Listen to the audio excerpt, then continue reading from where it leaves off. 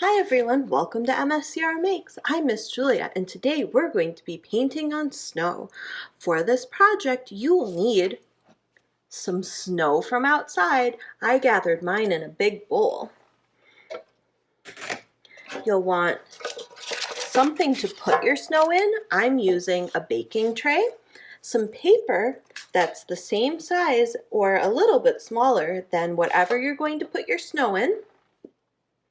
You can use some water and either some food coloring or your watercolors.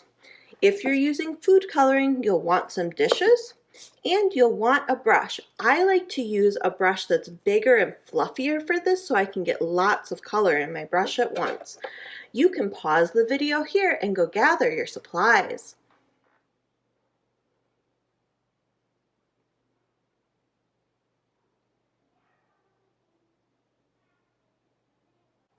Now that you've had a chance to gather your supplies, I'm going to move a few things out of the way.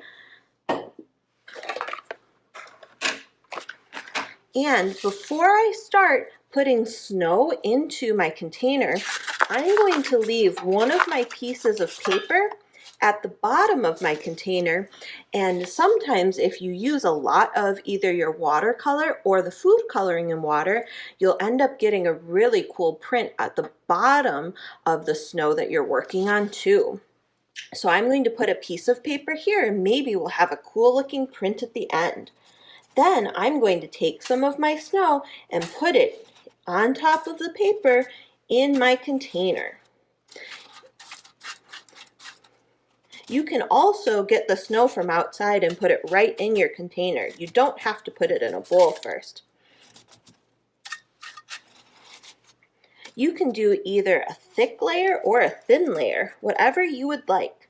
And you can also choose to compact or press down the snow, or you can leave it more fluffy.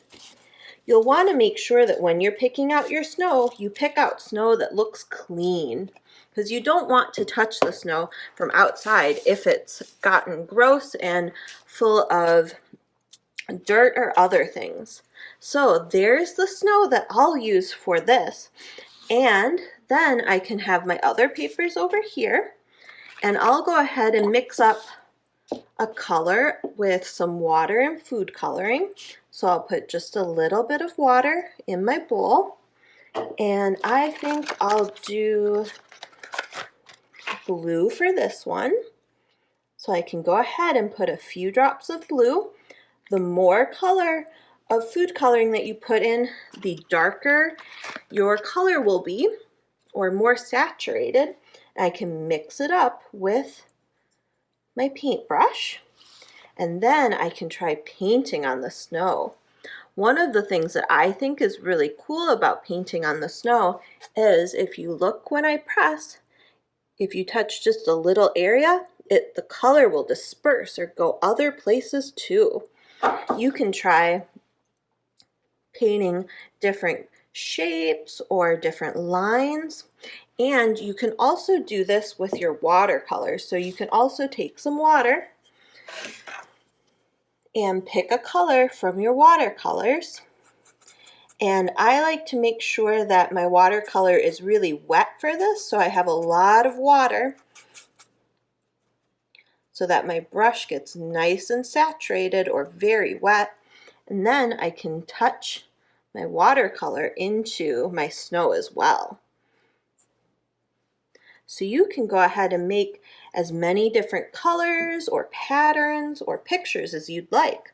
One of the things that I think is kind of cool about this is that the snow will help determine or help decide what your painting will look like in the end. So it kind of chooses some of the areas where your paint will go. So once I have something that I think looks kind of cool, one thing that you can try doing is if you have a lot of color, sometimes if you take a piece of paper and press it really hard on top, you can get a little bit of a print from your snow painting. So let's see if mine has any color. I got a little bit of color right in here. So maybe I can add a little bit more in a few areas and see if that helps me get a better print.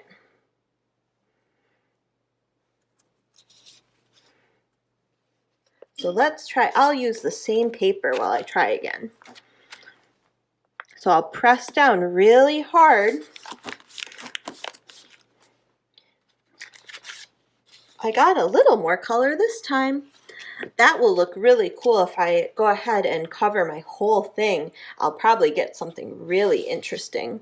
And then you can also either let this all melt or very carefully fish out your paper from underneath. And you can see I have a little bit of color right there, but I didn't get very much color through yet because I didn't do too much painting on my snow.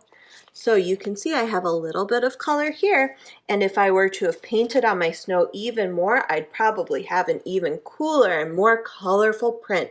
So try putting lots of different colors on your snow, and you can always take out your tray, rinse out your snow, and add some more if you want to keep painting. Well, I hope you enjoy one of my favorite winter projects, painting on snow, and I'll see you in the next one. Bye!